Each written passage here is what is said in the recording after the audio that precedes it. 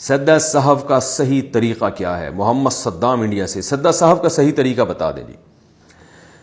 بھائی محمد صدام صاحب، سجدہ صحف کا صحیح طریقہ یہ ہے کہ اتحیات مکمل پڑھنے کے بعد دائیں طرف السلام علیکم ورحمۃ اللہ سلام پھیریں، اس کے بعد 2 سجدے کریں جیسے نمازوں میں سجدے کیے جاتے ہیں، پھر دوبارہ بیٹھیں، پھر اتحیات پڑھیں، پھر درود شریف دعا پڑھ کے دونوں طرف سلام پھیر لیں.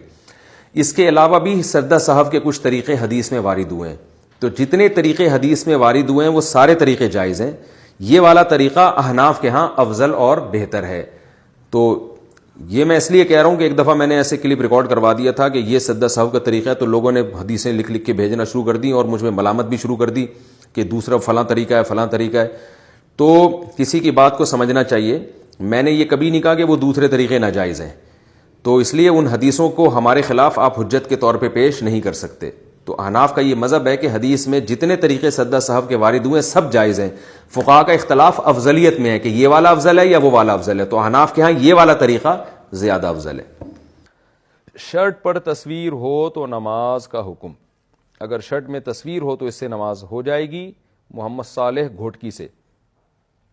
اگر شرٹ پر سامنے کی جانب جاندار کی تصویر ہے، چہرے کی تصویر ہے، چاہے جانور کی ہو یا انسان کی، اور وہ تصویر بالکل واضح نظر آ رہی ہے، زمین پہ رکھے ہو تو اوپر سے کھڑے ہو کر دیکھیں تو بھی نظر آتی ہو، بالکل واضح تصویر ہو، تو پھر اس میں نماز مکروہ تحریمی ہے، نماز واجب الاعادہ ہے. اس میں نماز نہیں ہوگی، یعنی اس معنی میں نہیں ہوگی کہ دوبارہ لوٹانا واجب ہو جائے گا.